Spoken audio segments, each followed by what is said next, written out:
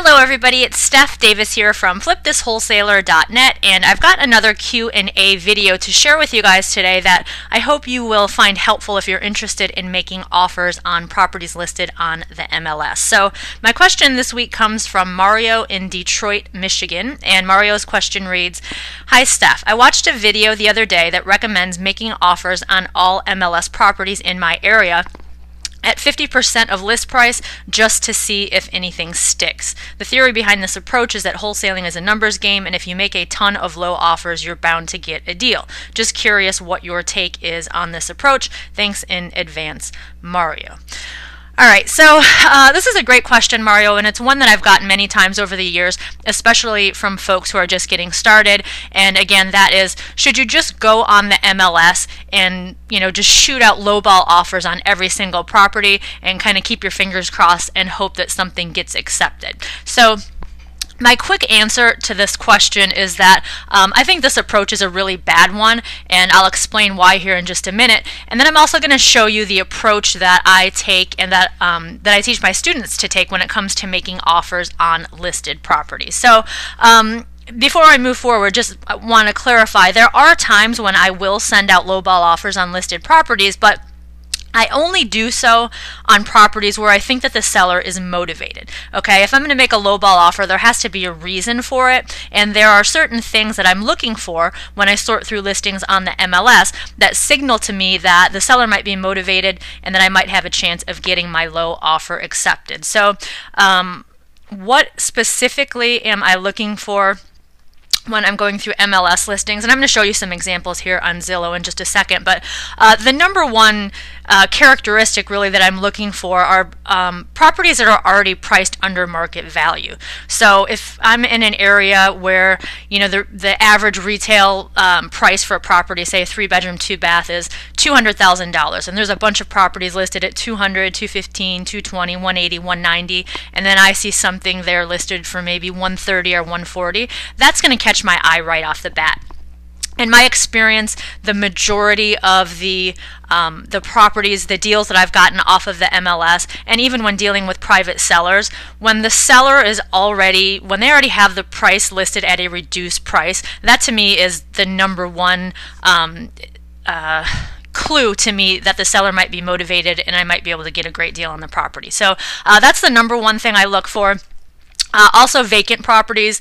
Again, the majority of properties that I have wholesaled have been houses where there's no one living in them. And if you think about it, if you're an owner of a property and it's sitting there vacant, there's no income from renters coming in from it, or if they're not actually living in it, you've got all kinds of costs that you're going to be coughing up every month for maintenance and taxes and most likely a mortgage payment. So vacant properties, properties in need of repairs, properties that have a high DOM, high days on market.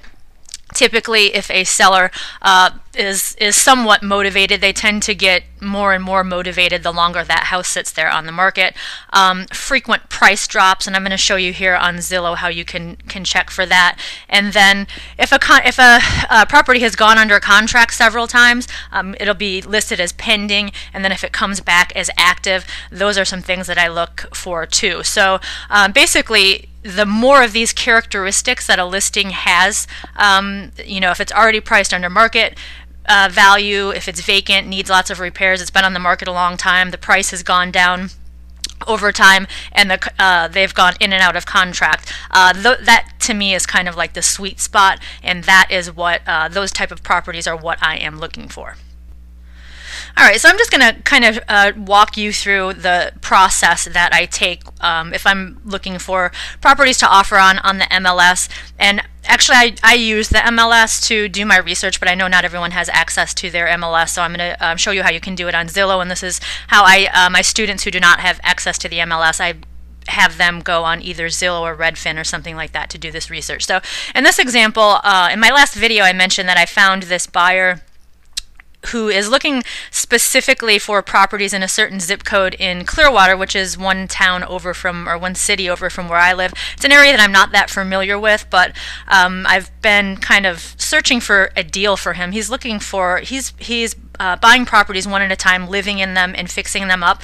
He's paying cash for them, and he's paying a bit higher than what most of my cash buyers are looking for. So this to me is kind of like easy money. So I've done some driving for dollars in this specific zip code that he's interested in, done some direct mail, and I'm in the process of making offers on properties on the MLS. So I kind of call this reverse wholesaling, where I find the buyer first and then I go out and basically find what they're looking for. So anyway, this zip code, and again, it's an area that I'm not really that familiar with. It's 33755. So I just go into Zillow, I put the zip code in, and I'm going to end up with a whole bunch of listings.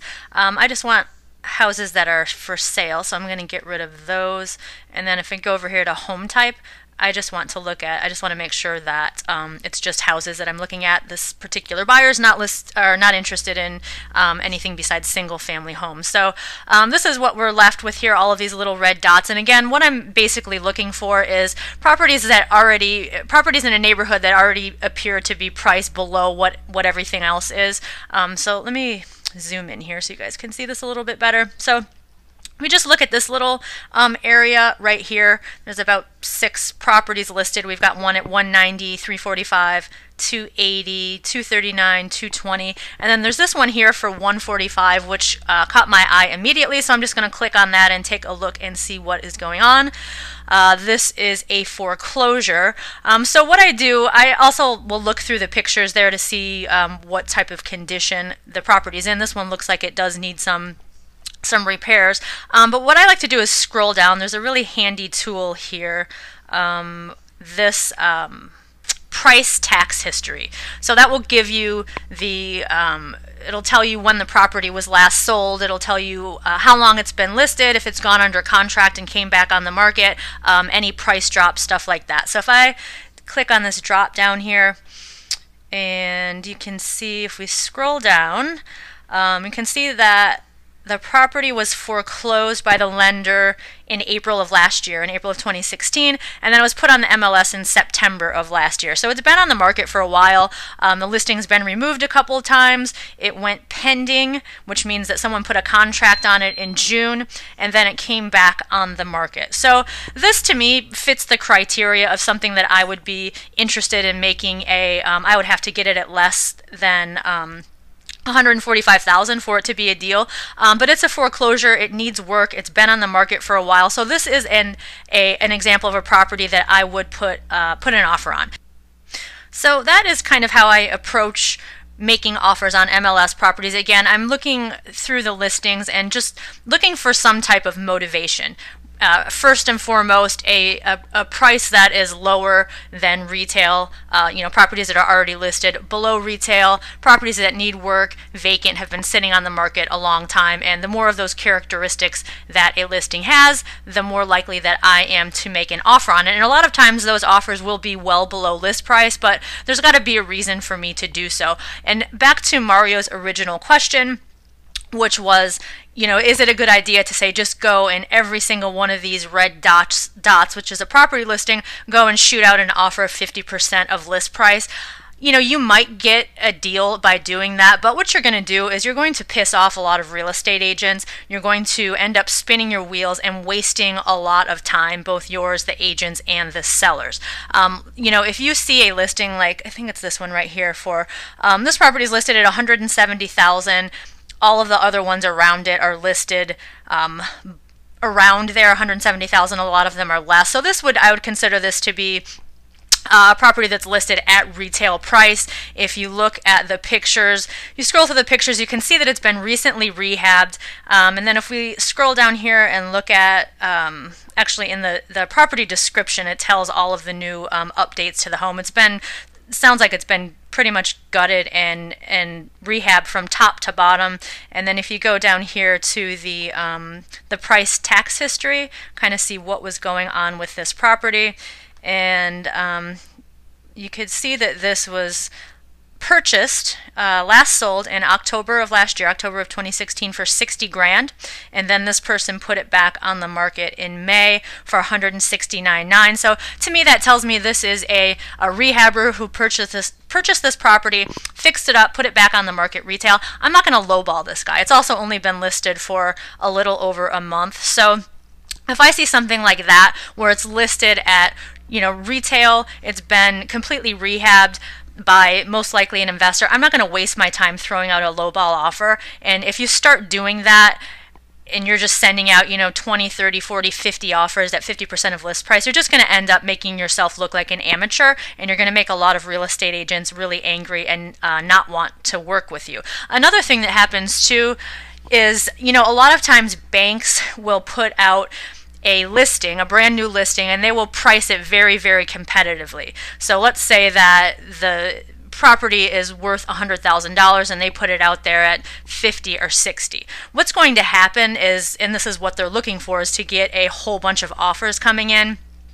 They'll get investors bidding against one another. It will a lot of times go into a highest and best situation. So the experienced folks out there, the experienced wholesalers and investors, their offers are going to be coming in around list price. Some of them will probably bid it up over list price. So if the agent has a whole bunch of cash offers coming in at 50 and 60,000, and then you just shoot out some random offer at 50% of list price, and you come in at like 35, it just makes you look bad. It makes you look like you don't know what you're doing. So I definitely don't recommend just a shotgun approach of going out there and making lowball offers. I don't have a problem with lowball offers, like I have said and hopefully illustrated to you here. If there is a reason, if I think that there's motivation there, then I will make a lowball offer. So that's kind of the way that I approach it. I hope this helped for any of you who are interested in making offers on listed properties. It is a little bit of a different animal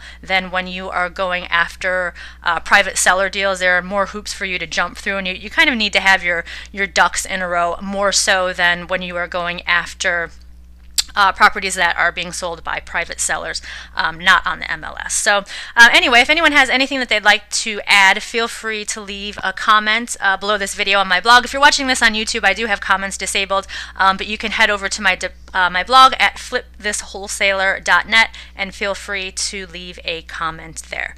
That is all for now. I hope you guys have a great week, and I will see you next time. Bye-bye.